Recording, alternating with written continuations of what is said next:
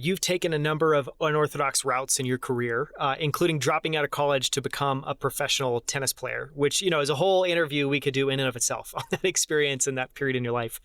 I'd love it if you could share a little bit about that experience, what you learned from it, and what that taught you being a professional tennis player for, a year, what that taught you that you've applied at ShipBob and that you've applied to your life since then. I started college. And after my freshman year, I dropped out to play tennis professionally. And at the time, like I played tennis obviously for a long time prior. It wasn't just like a random venture. I wanted to essentially pursue my dreams, and I realized that being in school was time that I'm not spending on the tennis court. And if I don't give it a shot, I will never really know like how what I could have done with a tennis career. And after playing tennis professionally for a year, it helped me realize also the reality of what it would take to be successful and to be able to feed a family playing tennis, and more so like the chances of doing that, which helped me ground myself back into the world of business. But there were some incredible lessons from it. For one, like that apply to business. For one is like at some point, once you realize what you want to do, you've got to burn the bridges of everything else and have this like deep level of focus.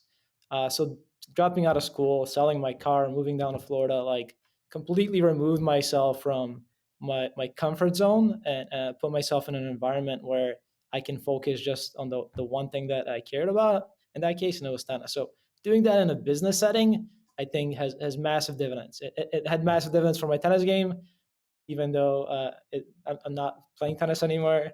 I still feel like a much better tennis player after that year. But some of the nuances, like once you've burned all the bridges and you're doing this 100% of the time, one of the like interesting takeaways was like I was playing tennis, and you could like in Southern Florida during the summer, you can like spend maybe 4 hours stops in the sun outside, and the rest of the time you were doing activities like you're stretching, you're eating, you're sleeping, everything else, and all of that had to become a part of becoming a better tennis player. And you spent way more time off of the court doing things that doesn't always seem like they directly benefit your top mission that were extremely beneficial. Like if you didn't get enough sleep, you couldn't play for those full 4 hours. You didn't maximize that time.